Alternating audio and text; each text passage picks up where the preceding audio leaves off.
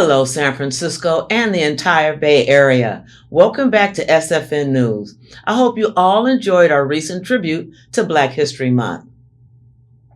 The stories and accomplishments highlighted during that time truly showcase the rich tapestry of contributions that have shaped our nation today.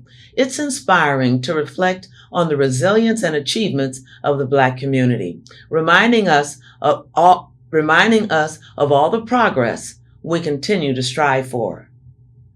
Tonight, we're shifting gears to discuss some pressing issues affecting our city. First, let's talk about harm reduction, a public health strategy that focuses on minimizing the negative consequences associated with drug use rather than solely preventing it. While harm reduction strategies, such as safe injection sites and supervised consumption programs, have shown promise in saving lives and reducing harm, they are not without controversy. Critics have raised several concerns. Normalization of drug use. Some argue that these strategies may normalize drug use, potentially leading to increased usage rates. This raises questions about the message we're sending to our communities. Inadequate access to treatment. There are fears that focusing on harm reduction could divert critical resources away from treatment and rehabilitation programs. Without adequate support, individuals may remain entrenched in their substance use without seeking help for their disorder. Mixed outcomes. While many harm reduction strategies have been effective in reducing overdose deaths and the spread of infectious diseases, the effectiveness can vary greatly by community and implementation, sometimes leading to unintended negative consequences. Ethical concerns. Providing safe spaces for drug use can lead to ethical dilemmas and public backlash, as some community members worry about safety and public health. Potential for overdose. Interestingly, the presence of harm reduction services might encourage some users to consume larger quantities of drugs, taking risks that they might not otherwise take.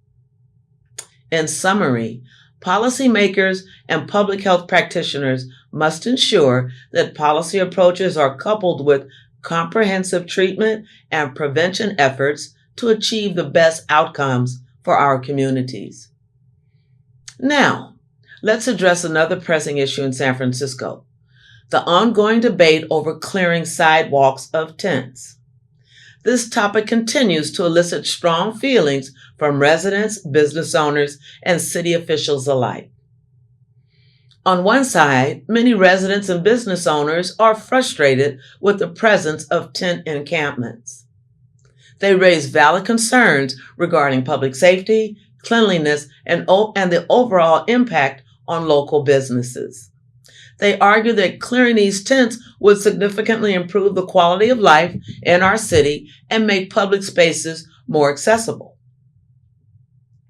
But we also must consider the voices of advocacy groups who emphasize the importance of compassion for homeless individuals. They argue that simply removing tents without providing adequate shelter or support does not effectively address the issue of homelessness. Many believe that we need to allocate more resources toward mental health, affordable housing, and support services rather than relying on punitive measures. The legal landscape surrounding homelessness adds another layer of complexity. As established in the Martin versus Boise case, cities cannot enforce anti-camping laws if there are not enough shelter beds available. This presents significant challenges in clearing sidewalks, as cities must ensure that alternatives are in place for those being displaced. Local leaders are also calling for greater community engagement. Advocates suggest that solutions should involve input from homeless individuals and outreach workers to ensure that the unique needs of those affected are considered. The politics of this issue are equally complicated. Previous city leaders face pressure to act decisively. Mayor Laurie and other officials are advocating for clearer legal pathways to manage encampments while also ensuring that support services are available.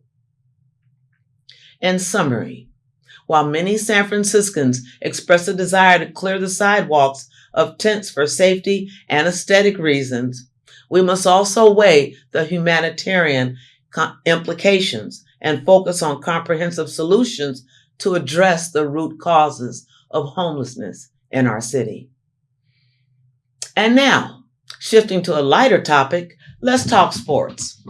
The recent Jimmy Butler trade to the Golden State Warriors has been the talk of the town, sparking a lively discussion among basketball fans and analysts alike. Stephen A. Smith, initially skeptical about the trade, recently apologized for misjudging its potential impact. He highlighted that Butler's arrival has already instilled confidence in the Warriors, just 5 games into his tenure. What's particularly exciting about Butler is his ability to draw fouls and frequently get to the free throw line. Stephen A. noted that this skill complements Stephen Curry's play style, allowing Curry to conserve energy without needing to leave the court. He stated, "When you have a guy who can get to the free throw line as frequently as Jimmy Butler, you're giving Curry a breather without having him sit on the bench." The early signs of Butler's impact are promising. Not only does he seem to enhance Curry's energy levels, but his presence could significantly strengthen the Warriors' overall effectiveness on the court as they head into the rest of the season. That wraps up our discussions for tonight. We've explored the complexities of harm reduction, the ongoing debate over homelessness, and the excitement surrounding the Warriors. As always, thank you for joining us at SFN News. Your engagement and insights make our community stronger. We look forward to seeing you next time. And a big shout out to our technical director who keeps us going, Javon Giles. Stay safe, San Francisco and the Bay Area.